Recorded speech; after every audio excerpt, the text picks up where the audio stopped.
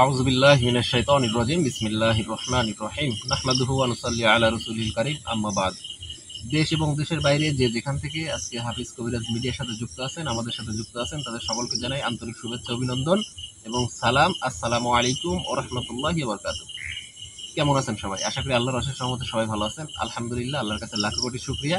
আপনাদের দোয়ায়, আপনাদের ভালোবাসায় আমরা অনেক ভালো আছি। ভালো থেকে আজকে উপস্থিত হয়েছি এমন একটা জায়গায়, সেই জায়গাটা মানে যে জায়গাটার মেন ঘটনা সেই জায়গায় বসতে পারি নাই, কারণ সেই জায়গায় বসার মতো পরিবেশ নাই। পাশেই একটা সরার গাছ আছে।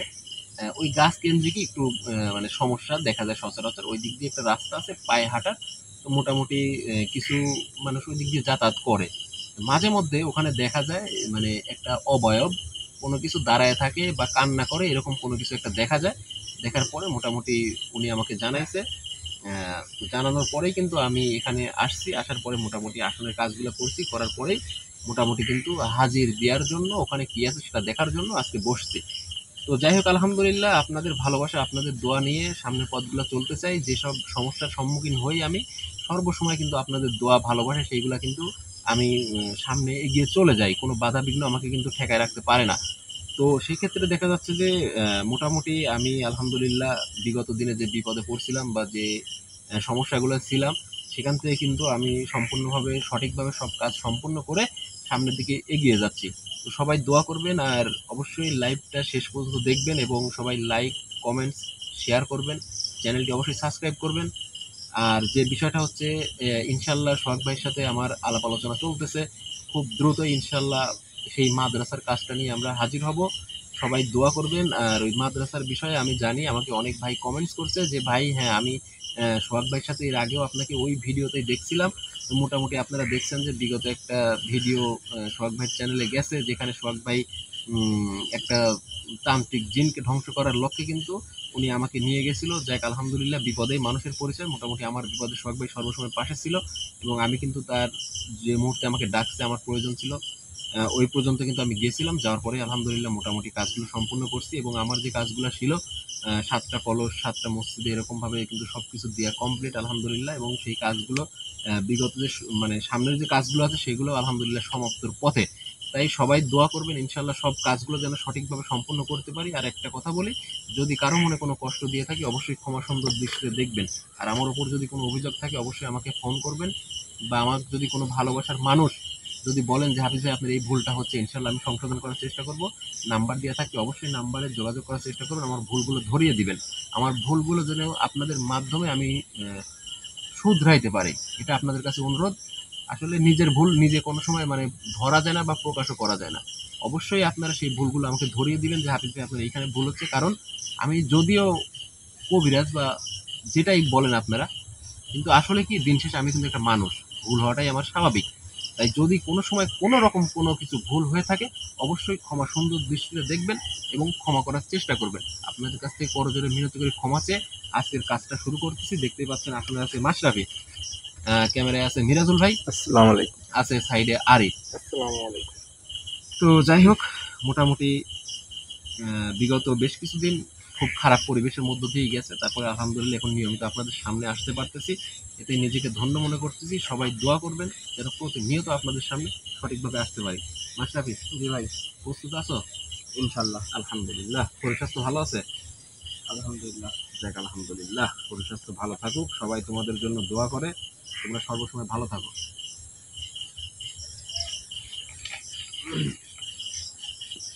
কারণ তোমরা যদি ভালো থাকো, ভালোবাসার মানুষ প্রতিনিয়ত আমাদের তোমাদের লাইভগুলো দেখতে পারে। ঠিক আছে? এই জন্য সর্বসময় সবাই দোয়া করে যে মাশরাফি, আরিফ, মিরাজুল ভাই, আমি যেন সর্বসময় ভালো থাকি। আমি জানি অনেক মানুষ তাহাজ্জুদ নামাজ পড়েও দোয়া করে আমাদের জন্য যে হাফিজ ভাইরা ভালো থাকুক। আমরা সর্বসময় নিজেদের কল্যাণে না, সর্বসময় মানুষদের কল্যাণে, উপসর্গর কল্যাণে আমরা কাজ করে থাকি। তো যাই হোক, কোনো সময় নিজেকে নিয়ে ভাবি না, ভাবার চেষ্টাও করি না। সর্বসময় মানুষের কল্যাণে যেন নিয়োজিত থাকতে পারি, এই পথে যেন জীবনটা চলে যায়, এই দোয়া সর্বসময় সবাই করবেন।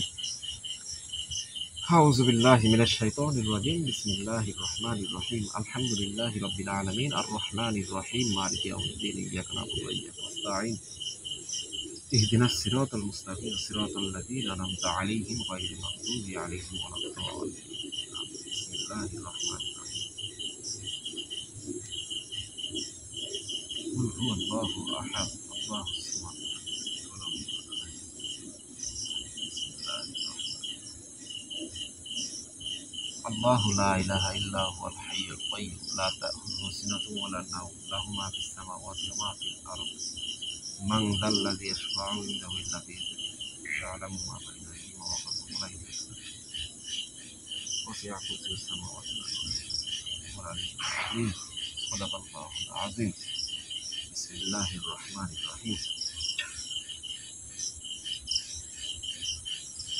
أعوذ بالله من الشيطان الرجيم بسم الله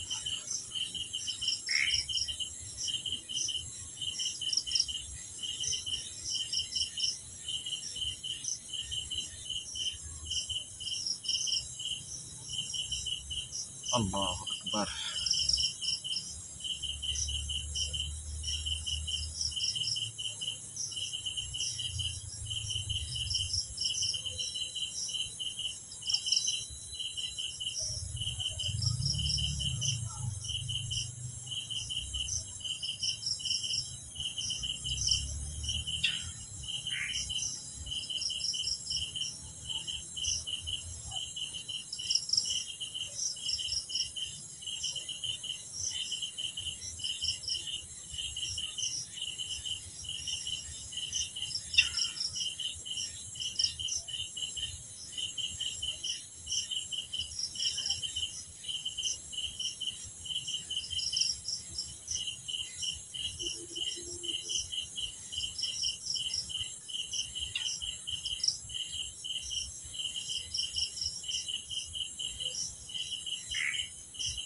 यार সাদা কাপড় দে সাদা কাপড় দে কাপড় দে কাপড় দে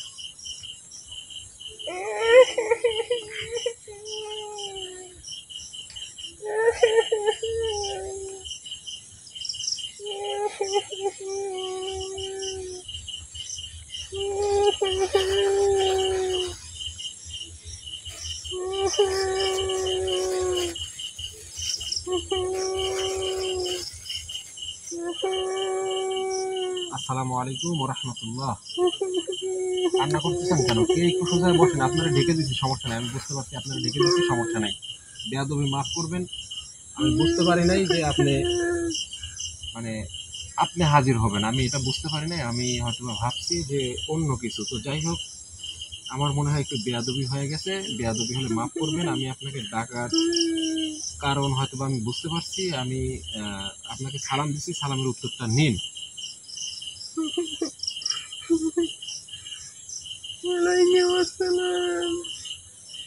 আলহামদুলিল্লাহ কেমন আছেন আপনি আলহামদুলিল্লাহ ভালো আছি তুমি কেমন আছিস আলহামদুলিল্লাহ আলহামদুলিল্লাহ আল্লাহর কাছে লাখো কোটি শুকরিয়া আমি ভালো আছি আসলে বিষয় হচ্ছে আমি বুঝতে পারি নাই যে আপনি আসবেন আসনে বা কোনো একটা অন্যরকম কোনো কিছু আমার আসনে এসে হাজির হবে আমি আগেই বলতে চাচ্ছি না অথবা আপনাদের মুখ থেকে বা ওনার মুখ থেকেই শুনবে বা আপনারা হয়তো বুঝতে পারবেন যে আসনে কি হাজির হয়েছে বা কে হাজির হয়েছে সেটা কিন্তু বুঝতে পারবেন আমি বলতে চাচ্ছি না বিষয় হচ্ছে আমি বুঝতে পারি নাই যে আপনি এখানে হাজির হবেন আর এইভাবে আমার সামনে এসে বসবেন আর আপনি এইখানে থাকেন এটা আসলে আমি বুঝতে পারি নাই আমি বুঝতে পারছি যে কোনো একটা উপসর্গ এখানে থাকে আসলে বেয়াদবি মাফ করবেন আপনি এখানে কি কারণে থাকেন সেটা একটু বলবেন যে এই সরার গাছের নিচে এই আশেপাশে আপনাকে কেন দেখা যায় একটু বলবেন আপনি কান্না করবেন না বলেন আপনার সমস্যা যদি থাকে অবশ্যই আমাকে বলবেন আমি ইনশাল্লাহ সমাধান করার চেষ্টা করব বলেন আপনি কে এবং এখানে কেন থাকেন সেটা একটু বলেন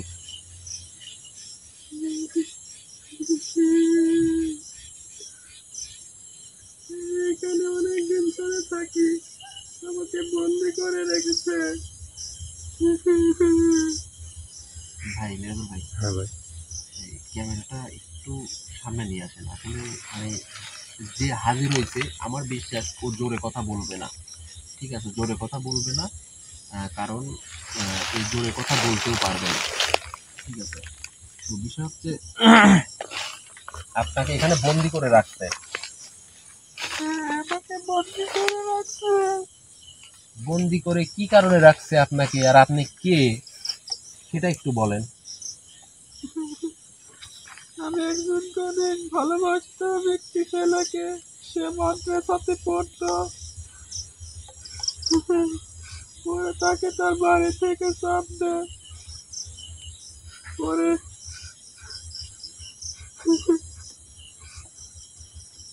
পরে তাকে নিয়ে একটি কবিরাজের কাছে যায়। যাওয়ার পরে আমাকে সেই কবিরাজ বোতল বন্দি করে করে এই সৌরা গাছের নিচে বোতল পুঁতে রেখে যায়। মানে আমি এখন যতটুকু বুঝতে পারতেছি, আপনি একটা পরী, আপনি একজনরে ভালোবাসতেন, সে মাদ্রাসায় পড়তো, এটাই তো? আচ্ছা, মাদ্রাসায় পড়তো, আপনি ওর উপরে আকৃষ্ট হয়ে তাকে ভালোবাসেন, হ্যাঁ? আচ্ছা, কথা বলেন আমার সাথে। আপনি যদি কথা না বলেন, আপনার সমস্যাটা আমি বুঝতে পারবো না। সুন্দরভাবে আমার সাথে কথা বলেন। আমি আপনাকে, হয়তো বা আপনি নিজেও বুঝতে পারতেছেন যে আমি আপনাকে ক্ষতি করার জন্য এখানে আসি নাই। ঠিক আছে, আপনার কোনো ক্ষতি হোক সেটা আমি চাবো না। আমি আপনার কাছে আসছি, হয়তোবা দেখা যাচ্ছে যে আমি আপনার উপকারের স্বার্থে হয়তোবা আল্লাহ তাআলা আপনাকে আমার কাছে পাঠাইছে। এখন বিষয় হচ্ছে, আপনি যে বলতেছেন যে কোনো একটা মাদ্রাসার ছাত্রকে আপনি ভালোবাসতেন, আসলে আপনি একজন পরী হয়ে একটা মাদ্রাসার ছাত্রকে আপনি ভালোবাসতেন, আপনি একটা অন্য একটা উপসর্গ হয়ে যে মানুষকে ভালোবাসলেন, এটা কি আসলে বৈধ না অবৈধ একটু বলেন তো আপনি। আমি তাকে ভালোবাসতাম। হ্যাঁ, সেটা আপনি, হোক অবৈধ, কিন্তু তাকে আমি অনেক ভালোবাসতাম। না না না, এই যে একটা একটা জিনিস আপনি নিজের থেকেই বিবেক বিবেচনা করেন। আমার মনে হয় আপনি যেভাবে মুখ লুকাইছেন, আপনি হয়তোবা অনেকটাই ধার্মিক, বা আপনি ইসলাম সম্বন্ধে জানেন বা কোরআন সম্বন্ধে জানেন, আপনি হয়তোবা ধার্মিক আমার আমি দেখে যতটুকু আমি মনে হচ্ছে। পর্দা করি। আলহামদুলিল্লাহ, পর্দা করেন, আপনি মুখ লুকানো দেখে হয়তো আমি কিছুটা বুঝতে পারছি, এই কারণে কিন্তু আমি সাথে সাথে আপনাকে ঢেকে দিছি। তো বিষয় হচ্ছে, আপনি যে কাজটা করছেন, যে একটা মাদ্রাসার ছাত্রকে ভালোবাসছেন, আসলে ভালোবাসা তো কোনো অপবিত্র জিনিস না, ভালোবাসা পাক পবিত্র জিনিস। এখন সর্বোচ্চ এখন বড় কথা কি, যে আপনি একটা উপসর্গ হয়ে একটা মানুষকে ভালোবাসছেন, এই জিনিসটা তো আসলে বৈধ না। আসলে কি বৈধ আপনি বলেন?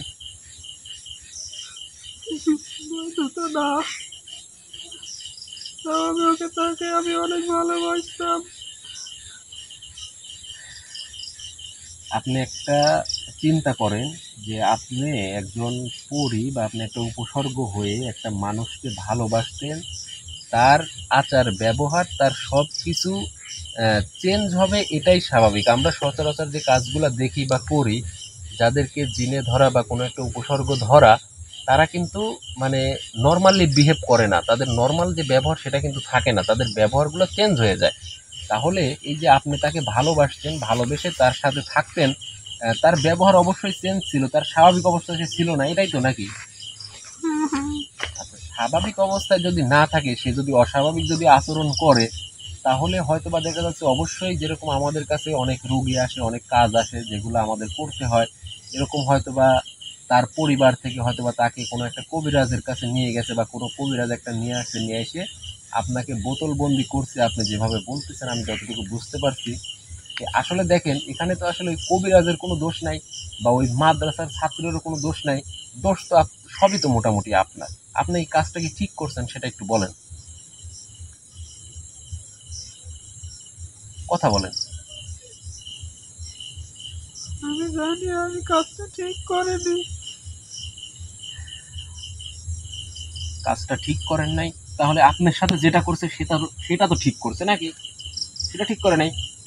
হ্যাঁ, সেটা তো ঠিক করেছে। আহ, তাহলে ঠিক করেছে। তাহলে এখন বিষয় হচ্ছে, আপনাকে ওই সরার গাছের নিচে বোতল বন্দি করে রাখছে, কাজটা ভালো করছে, কিন্তু আপনাকে ওই এরিয়ার মধ্যেই মাঝে মধ্যে দেখা যায় আপনি কোনো একটা অবয়ব বা কোনো একটা সাদা কাপড় পরিহিত এরকম কোনো কিছু দেখতে পায় ওই দিক দিয়ে চলাচলের সময়। এই যে আপনি দেখা দেন, মানুষের মধ্যে যে ভয় ভীতিটা সৃষ্টি করতেছেন, এইটা কি আপনি ঠিক করতেছেন এখন বলেন? আমি কারোর ক্ষতি চাই না তো। না, আমি তো বলতেছি না যে আপনি কারোর ক্ষতি করেন, কিন্তু এই যে মানুষের সামনে যে আপনি মাঝে মধ্যে আসেন, এটা কি আসলে ঠিক? এটা ঠিক না। আপনি তো সবই বুঝেন, সবই বুঝতে পারেন, সবই জানেন, ঠিক না, তাহলে এই যে কবিরাজ যে আপনাকে ওখানে বোতলবন্দি করে রাখছে, আমার মনে হয় এটাই ঠিক রাখছে, যে আপনাকে শাস্তি স্বরূপ আপনাকে ওই জায়গাতে বন্দি করে রাখছে। এখনকার যে বিষয়টা হচ্ছে, আপনি বন্দি অবস্থায় থেকে আপনি আবার যে ওই এরিয়ার মধ্যে যারা আসবে তাদেরকে ভয় ভীতি দেখাবেন, এটা তো আসলে আমার মনে হয় ঠিক না। আপনি কি নিজের ভুল নিজে কি বুঝতে পারতেছেন? হ্যাঁ, আমি বুঝতে পারতেছি। তাহলে এখন আপনার কি করা উচিত একটু আমারে বলেন, আর আমি আপনার জন্য কি করতে পারি সেটাও একটু বলেন। আমার জন্য তুই এখন আমাকে বোতল থেকে, তুই বন্দি থেকে তুই আমাকে মুক্তি করে দে। আমি আপনাকে কেন মুক্তি করব?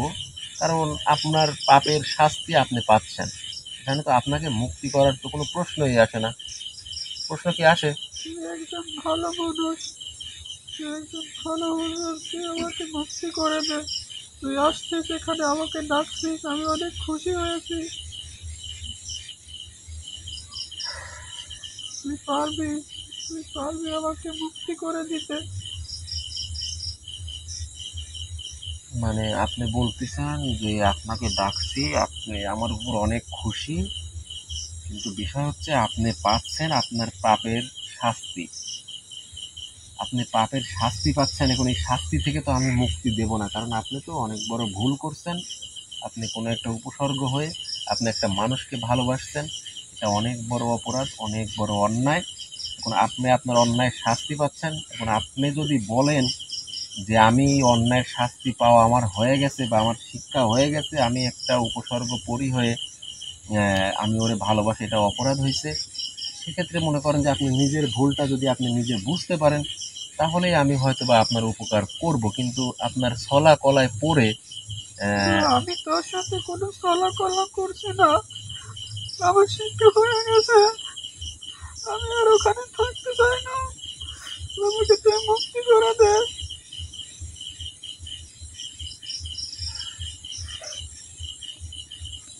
আমি তোর সাথে থাকবো, কোথাও যাবো না। তুই তোর মতন একজন ভালো মানুষকে খুঁজেছিস, যে কোনো একটা হুজুর যেন আমাকে তার সাথে রাখে। তুই আমাকে রেখে দিস তোর সাথে, তুই যা বলবি আমি তাই করবো। না না না না না, প্রশ্নই আসে না। এমনিতেই আমাকে অনেক মানুষ বলে যে হুজুর আপনার সাথে যে পরিগুলা থাকে তাদের আচার ব্যবহার কেমন, এই এই এর মধ্যে আমি থাকতে চাই না। কারণ এই পরি নিয়ে আমার নিজের মানে আমার নিজের উপর হয়তো বা নিজের বিপদ দিকে আনতে পারবো না, কারণ এই পরি সাথে রাখলে অনেক রকম সমস্যা আছে। তো যাই হোক, আমি তোর সাথে কোনো কিছু করতে চাইবো না, শুধু তোর সাথে রাখবি। তোর সাথে আমি কোনো কিছুই করতে চাইবো না, তোর সাথে শুধু রাখবি, তোর দেখভাল করবো, এটুকুই। তুই আমাকে যা বলবি আমি সেটা করবো।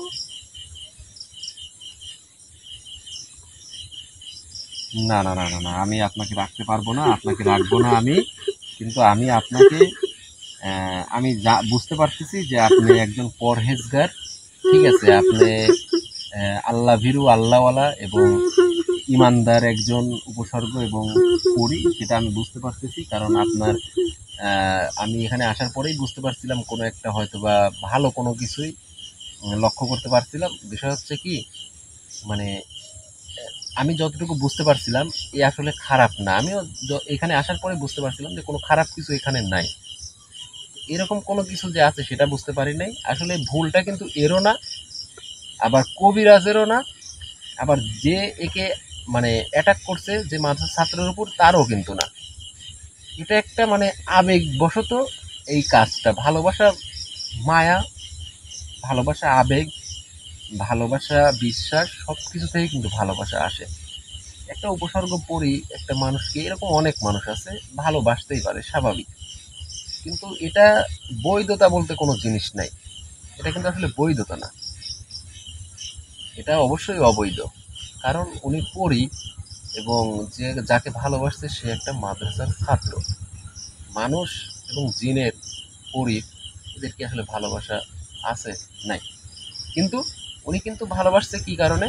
যে আহ, মাদ্রাসার ছাত্র এবং অনেক ভালো, এই দিকটা বিবেচনা করে উনি কিন্তু আমার সাথে এখন থাকতে চাচ্ছে। কারণ কি, আমি একটা হুজুর মানুষ, এই কারণে কিন্তু উনি মানে আমার সাথে থাকতে চাচ্ছে, কিন্তু অবশ্যই না, কারণ আমার সাথে যে উপসর্গগুলো আছে আলহামদুলিল্লাহ ওগুলাকে নিয়েই আমি পথ চলতে চাই।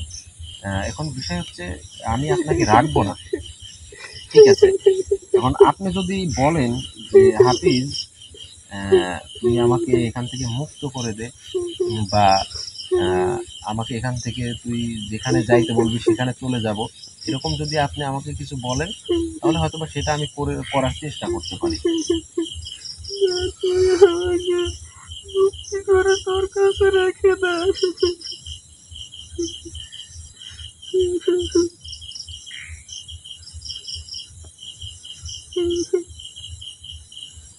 আমি তোর কোনো ক্ষতি করবো না। ক্ষতি, আমার ক্ষতি আলহামদুলিল্লাহ হয়তো বা আপনারা করতে পারবেন না, কিন্তু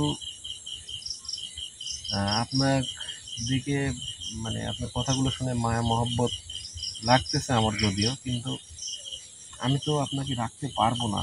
আপনি আমাকে অনুরোধ করবেন না। না, তুই আমাকে রেখে দে। তুই আমাকে রেখে দে, তুই না রাখলে আমি কোথায় যাবো? কোথায় যাবেন সেই জায়গাটা হয়তো বা আমি বলে দেবো, কিন্তু আপনি অনুরোধ করবেন না যে আপনি আমার কাছে থাকবেন বা আমি আপনাকে রাখবো, এরকম কোনো কিছুই আমার মন মানসিকতার মধ্যে নাই। আমি আপনাকে রাখতেও পারবো না, আপনাকে রাখবো না। হয়তো বা এতটুকু চেষ্টা করতে পারি যে আপনি একটা ভালো একটা উপসর্গ একটা পড়ি, সেই ক্ষেত্রে দেখা যাচ্ছে যে আপনাকে ওখান থেকে মুক্ত করার আহ, ব্যবস্থা আমি করতে পারি এবং আপনাকে মুক্ত করে দিতে পারি। হ্যাঁ, এতটুকু কি আপনাকে তুই যেখানে, তুই তুই আমাকে এখন মুক্তি করে দে, দিয়ে তোর কাছে রেখে দে। না না না না না, আপনাকে হয়তোবা আমি মুক্ত করতে পারি, আপনাকে কোনো একটা নির্দিষ্ট স্থান দিতে পারি, হয়তোবা সেখান থেকে আপনি আমাকে একটু মানে আমার যখন প্রয়োজন হলো বা আপনার মানে কোনো একটা কাজের উদ্দেশ্যে যদি আপনাকে ডাকি, সেই কাজটা হয়তোবা আপনি করে দিতে পারেন, বা এরকম কোনো কিছু প্রয়োজন ক্ষেত্রে আপনাকে ডাকতে পারি। কিন্তু বিষয় হচ্ছে আমি আমার সঙ্গে রাখতে পারবো না। আর আরেকটা বিষয় হচ্ছে আপনি যে মুক্তির কথা বললেন, আমি হয়তোবা আপনাকে মুক্ত করে দিলাম, মুক্ত করে দেওয়ার পরে আপনি আবার ওই ছাত্র মাদ্রাসার যে ছাত্রটা আছে তার পিছু আবার লাগলেন বা তার মতো আরেকজনের পিছু লাগলেন। এই যে যে জিনিসগুলো আমি আপনাকে এখন কেমনে বিশ্বাস করবো যে আপনি আর কারো কোনো ক্ষতি করবেন না? না, আমি কারো কিছু লাগবো না। আমি একাই থাকতে চাই, শুধু তোর সাথে থাকবো। তুই আমাকে রেখে দে।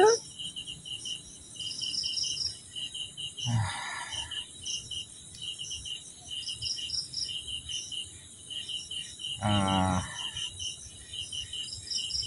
রেখে দে, তোর কাছে আমাকে রেখে দে। তুই যা বলবি আমি তাই শুনবো। আচ্ছা, আমি মানে আমি তো রাখতে পারবো না। এই আমাদের এই এই কয়েকজনের মধ্যে আমি বাদে মানে আরিফ আছে, মিরাজুল ভাই আছে, বা আপনি যার শরীরে আছেন, আমি যদি এদের তিনজনের মধ্যে কারোর শরীরে যদি বা কারোর সঙ্গে যদি থাকার যদি কথা বলি আপনাকে, আপনি কি রাজি হবেন? না, আমি তোর সাথে থাকতে চাই।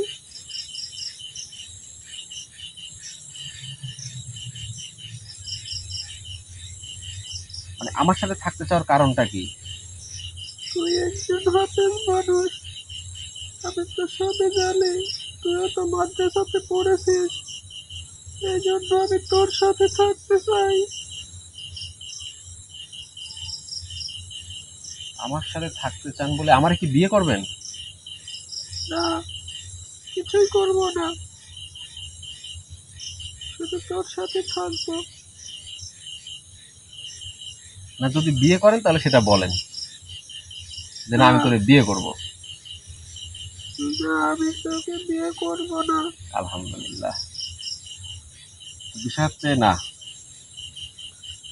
আমি আবারও বলতেছি, আপনি যতবারই আমাকে অনুরোধ করবেন, যদি আপনি আমার সাথে থাকতে রাজি হন বা আমার সাথে যদি থাকার জন্য আপনি যদি জোর করেন, আমি কিন্তু আপনাকে মুক্ত করব না।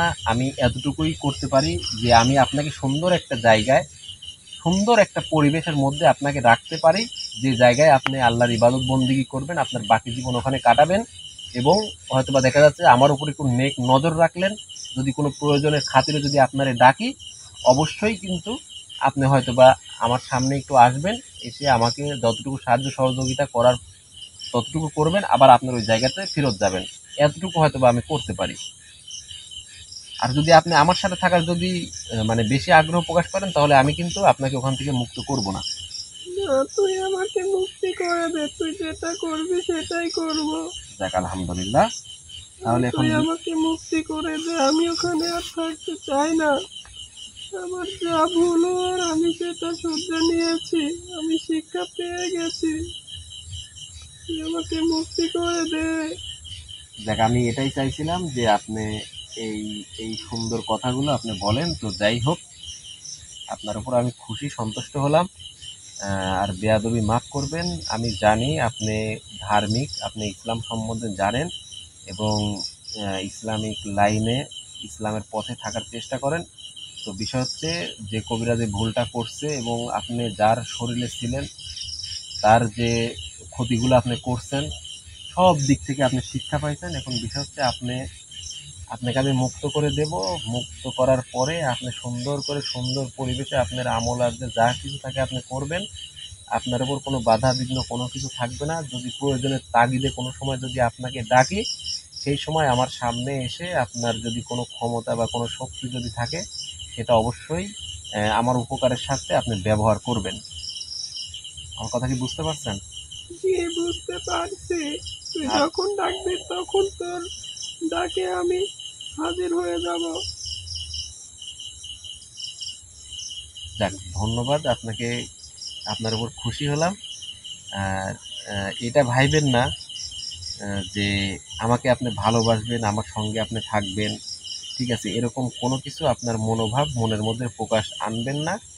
কারণ আমি আহ, সর্বসময় এইগুলা নিয়েই চলাফেরা করি। তারপরেও আমি বলতেছি যে মানে পরিটা যদি আমার জীবনে নিয়ে আসি, হয়তোবা জীবনটা অন্যরকম হয়ে যাবে। কারণ আমি এগুলা উপসর্গগুলা ভালোভাবে আমি নেই না, ঠিক আছে। আর এটা আমি পছন্দ করি না। এখন বিষয় হচ্ছে আহ, যে আছে একে আমি মুক্ত করে ভালো একটা জায়গায় রাখার চেষ্টা করব। কারণ উনি অনেক ধার্মিক এবং হুজুরদের অনেক পছন্দ করে এবং আল্লাহওয়ালাদের অনেক ভালোবাসে, ঠিক আছে। বিধায় কিন্তু মানে আমার সাথে থাকার কথা উনি নিজের ইচ্ছায় স্বইচ্ছায় কিন্তু বলতেছে। তো আমি রাখবো না, এটা আমার পক্ষে সম্ভব না। আর আপনি আপনাকে যে অবস্থায় বোতলবন্দি অবস্থায় যে অবস্থায় আছেন, আসলে ওখান থেকে আপনাকে এইভাবে হুট করে আমি মুক্ত করতে পারবো না। ওই বোতলটা আমার ওখান থেকে উঠানো লাগবে। উঠানোর পরে ওই বোতলের সাথে অনেক কাজ করে রাখছে, ঠিক আছে। এটা তো আপনিও জানেন, তাই না? হ্যাঁ, জানি। আপনি কিন্তু কিন্তু তুই খুব দ্রুত করে আমাকে মুক্তি কর। আচ্ছা, ঠিক আছে, আমি সেই বোতলটা আহ, সরার গাছের নিচ থেকে উঠাবো। উঠানোর পরে সেখানে যে যে কাজগুলো করা আছে বোতলের মধ্যে, বোতলের শরীরে যে কাজগুলো করা আছে, সেই জিনিসগুলো উঠাই আমি ধ্বংস করে আপনাকে ইনশাল্লাহ ওয়াদা দিচ্ছি আমি মুক্ত করব। তো আপনি আমার কাছে শুধু এতটুকু কথা দিবেন যে পরবর্তী সময়ে আপনি কোনো হুজুর বা কোনো মাদ্রাসার ছাত্র বা কারোর দিকে কুদৃষ্টি বা কুনজর কোনো সময় দিবেন না, ঠিক আছে। আপনার যদি ভালো লাগে সেক্ষেত্রে এটা আপনি আমি হয়তো, এমন কোনো আর কাজ করব না, তোকে কথা দিলাম। আমি এটাই চাচ্ছি যে আপনি আপনার মন মতো আল্লাহর প্রেমে পড়ে যান, আমাদের হযরত মুহাম্মদ সাল্লাল্লাহু আলাইহি সাল্লামের প্রেমে পড়ে যান। দেখবেন আপনার জীবনটা ওখান থেকেই অনেক সুন্দর হয়ে গেছে। আপনি ভালো করেই জানেন, আপনি যার ইবাদত করেন আমিও তার ইবাদত করি। আমরা সবাই চেষ্টা করব সঠিকভাবে তার দেখানো পথে চলার জন্য। সর্বসময় আপনি আপনার মতো ইবাদত বন্দেগী করবেন, আমার এতটুকুই চাওয়া। আর ইনশাআল্লাহ খুব দ্রুত আমি আপনাকে ওখান থেকে মুক্ত করব, ঠিক আছে। আমি এখন বিদায় করে দিচ্ছি আপনাকে, কারণ আপনাকে এখন মুক্ত করা আমার পক্ষে সম্ভব না। কারণ ওই বোতলটা ওখান থেকে উঠানো লাগবে। উঠানোর পরে মোটামুটি ওই বোতলের গায়ে অনেক কিছু কাজ করে রাখছে, সেই কাজগুলো ধ্বংস করা লাগবে। ধ্বংস করার পরেই কিন্তু সেখান থেকে আপনি মুক্তি পাবেন, সেটা তো আপনি জানেন, তাই না? হ্যাঁ, আমি জানি। আমি জানি, তুই আমাকে মুক্তি কর খুব তাড়াতাড়ি করে। আমি ওখানে আর থাকতে চাই না। আচ্ছা, ঠিক আছে, আমি আপনার কাছে ওয়াদা দিচ্ছি খুব দ্রুতই ইনশাল্লাহ আপনাকে সেই জায়গা থেকে মুক্ত করব। আপনি আপনার ভুল বুঝতে পারছেন, এই জন্য আপনাকে অসংখ্য অসংখ্য ধন্যবাদ। অবশ্যই আমি মুক্ত করব যেন আপনি আল্লাহ তাআলার ইবাদত বন্দেগী করতে পারেন, এবং অবশ্যই আমার উপর একটু সুনজর রাখবেন ইনশাল্লাহ, যেন আমি সঠিকভাবে আপনাদের ব্যবহার করে সঠিক কাজগুলো সঠিকভাবে করতে পারি। ঠিক আছে? ঠিক আছে। ঠিক আছে, আমি আপনাকে বিদায় করে দিচ্ছি। আপনি ভালো থাকবেন, সুস্থ থাকবেন, এবং খুব দ্রুতই ইনশাল্লাহ আপনার বন্দি জীবন থেকে আপনি মুক্ত হতে যাচ্ছেন। খুব দ্রুত আপনাকে মুক্ত করব, আপনাকে ওয়াদা দিলাম। আউযুবিল্লাহি মিনাশ শাইতানির রাজিম।